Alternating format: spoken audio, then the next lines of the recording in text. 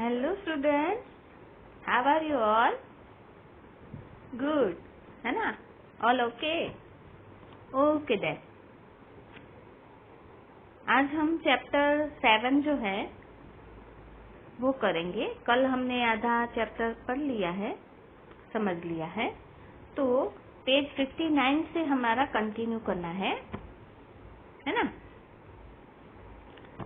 तो कल हम जैसे कि देखा था कि राजेंद्र सिंह थे, उन्हें गांव के लोगों ने कहा कि इस समाज में रहकर काम करना है, सीखना भी है।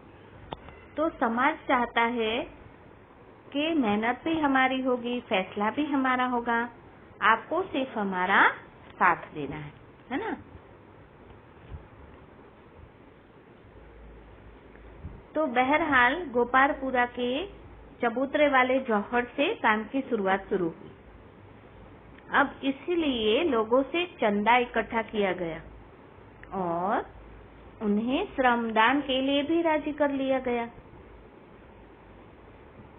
अब गांव के कुछ उत्साही लोग थे, वो गैती, फावड़े जैसे औजार लेकर जुट गए।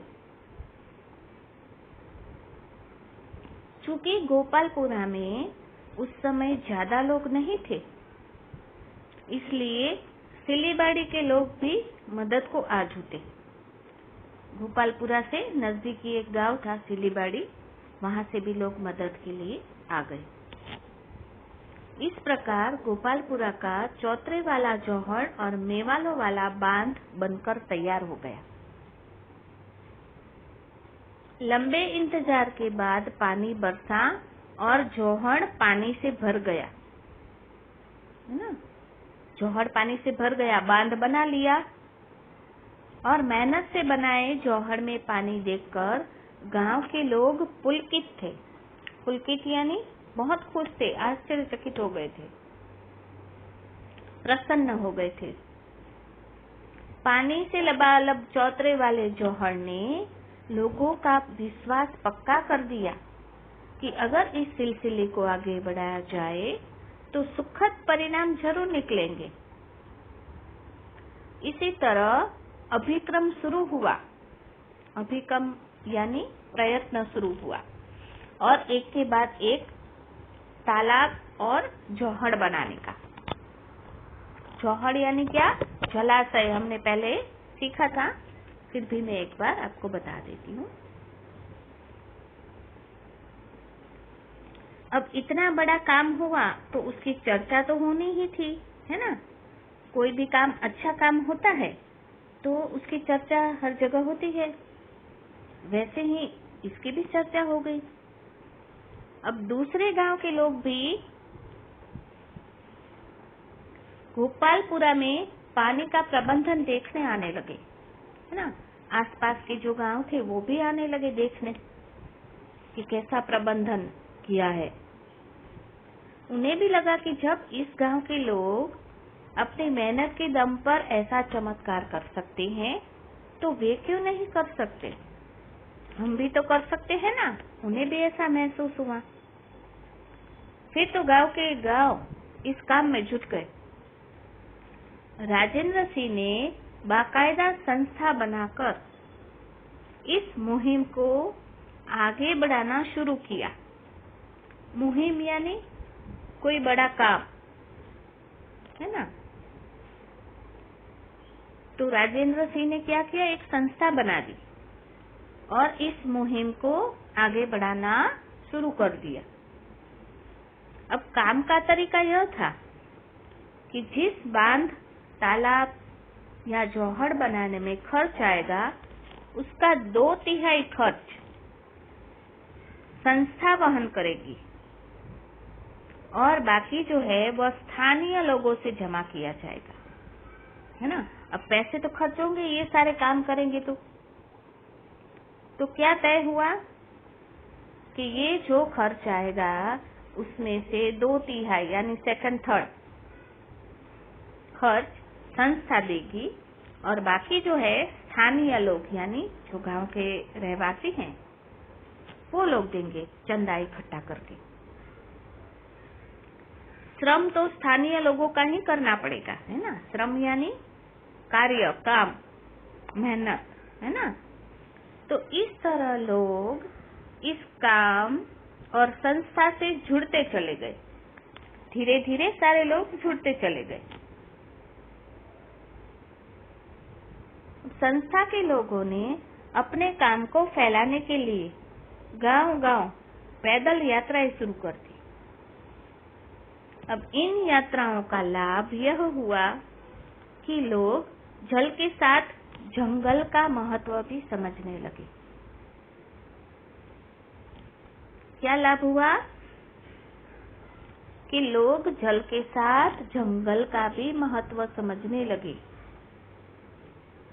राजस्थान के जिन इलाकों में पारंपरिक तरीके से जल प्रबंधन का काम हुआ है, वहाँ की तस्वीर पूरी तरह से बदल गई, है ना। पूरी तस्वीर ही बदल गई गांव की। तो भूजल स्तर उठने से कुएं जी उठे हैं, है ना। कुओं में पानी आ गया, डार्क जोन व्हाइट जोन में परिवर्तित हो उठा। डार्क जोन यानी जहाँ जल का स्तर नीचे हो, और व्हाइट जोन यानी जहाँ पानी का स्तर ऊपर हो, है ना। तो जो डार्क जोन था, मतलब जहाँ पर पानी नहीं था, एकदम नीचे था, तो वो बढ़ने लगा, इसलिए व्हाइट जोन कहलाया।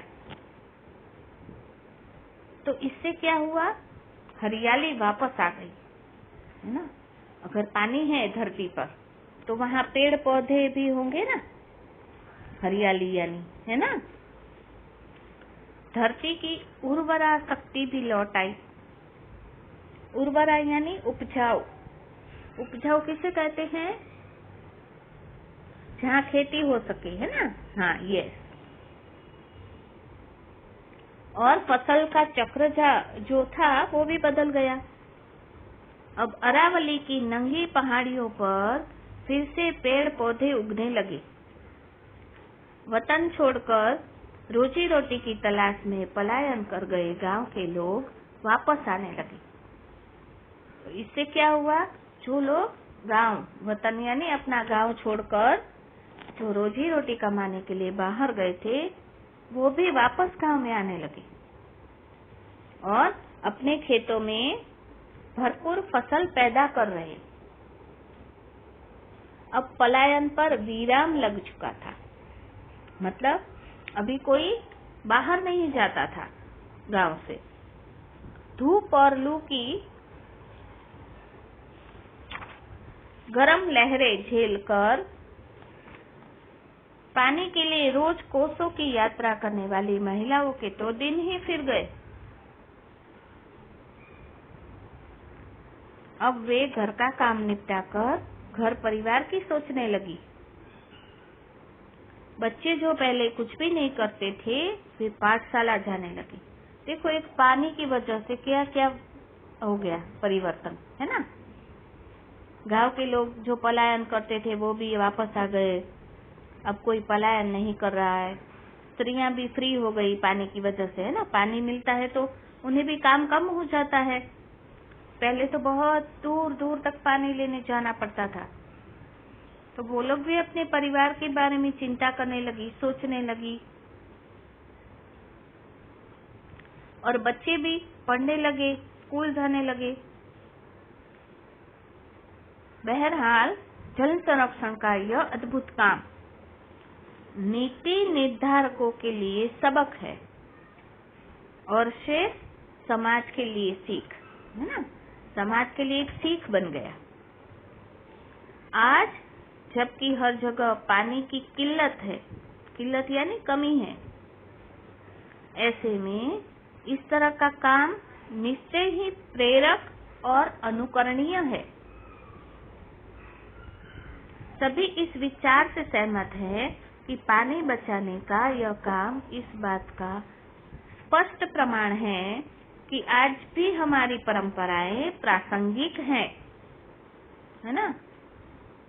प्रासंगिक यानी प्रसंग से संबंधित है। जो हमारी परंपरा, रीति रिवाज है, वो अभी भी चले आ रहे हैं, है ना।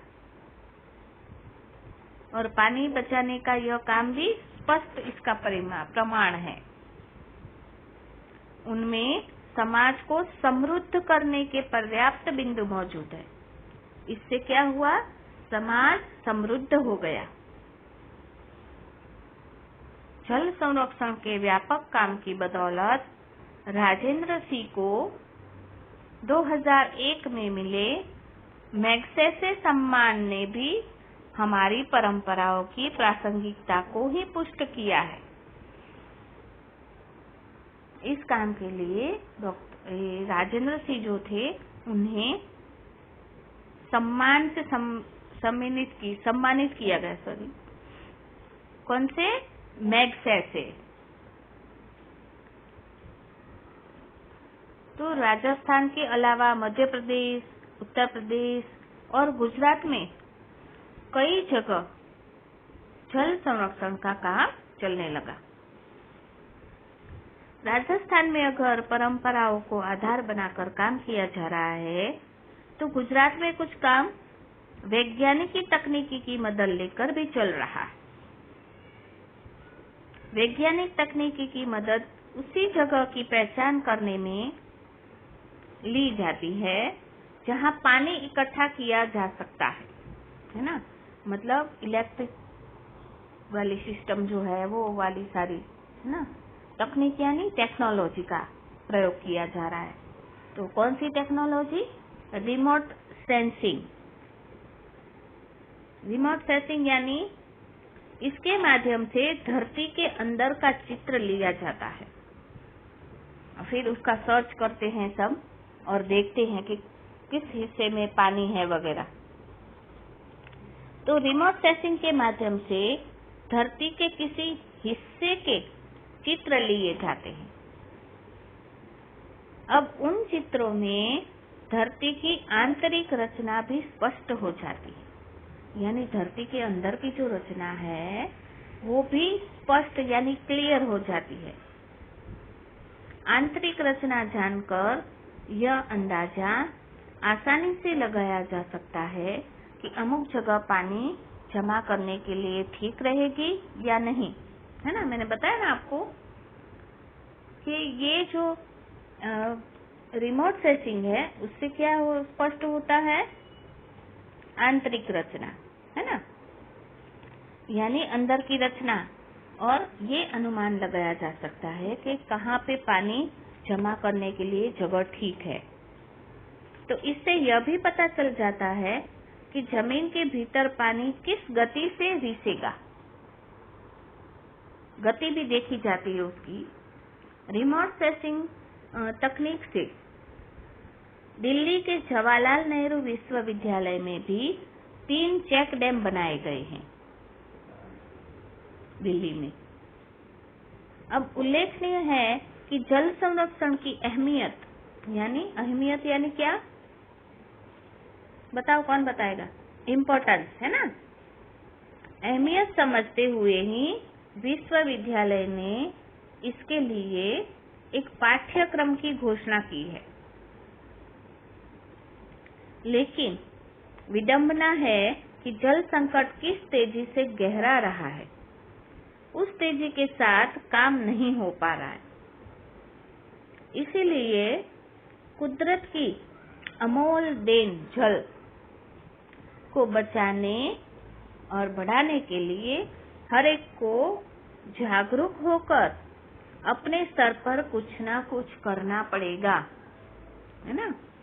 सबको कुछ ना कुछ तो करना ही पड़ेगा। ये जल क्या है? कुदरत की अमोल देन है हमारे लिए, है ना। समझ में आ गया ना।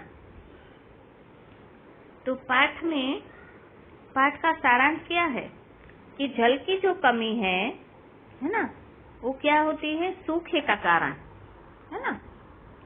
तो राजस्थान में आपको पता ही है कि राजस्थान में बहुत कम वर्षा होती है ना। तो इसके कारण प्रतिवर्ष लोगों को कई परेशानियों का सामना करना पड़ता है। अब डॉक्टर राजेंद्र सिंह राजस्थान के गांव में शिक्षा देने गए थे, है ना। वो तो शिक्षा देने गए थे, उन्हें तो पानी के लिए पता ही नहीं था। परंतु वहाँ जल की समस्या देखकर जल संरक्षण के कार्यों में जुट गए और उन्होंने गांव के बड़े बूढ़ों से जल संरक्षण की प्राचीन पद्धतियों की जानकारी प्राप्त की और गांव के सभी लोगों को एकजुट होकर मिलकर, है ना, काम करने के लिए प्रेरित किया उन्हें। उनके अथक परिश्रम से वहां की 5 नदियां सदा नीरा हो गई। अब तो एक गांव में क्या, पूरे राजस्थान में यह जल क्रांति फैल गई, है ना। इसी की वजह से राजस्थान में जल क्रांति फैल गई। ठीक है, समझ में आ गया ना सबको चैप्टर? ठीक है, ओके।